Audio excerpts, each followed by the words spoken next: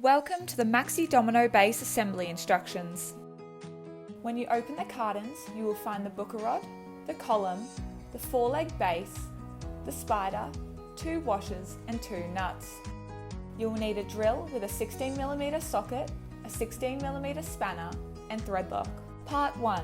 Place a washer on the end of the booker rod with the nut and apply thread lock. Thread the booker rod through the hole on the spider and secure it by tightening the nut on the end. Position the spider face down and secure the second nut using your fingers and the 16mm spanner. Part 2. Locate the tab on the column and the tab on the spider and place together.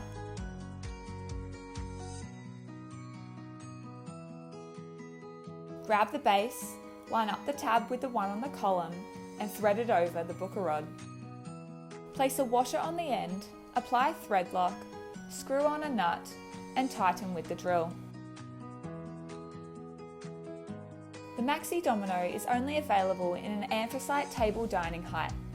It features a large base with adjustable foot glides and can support up to 1,000 diameter top, great for large dining and meeting applications.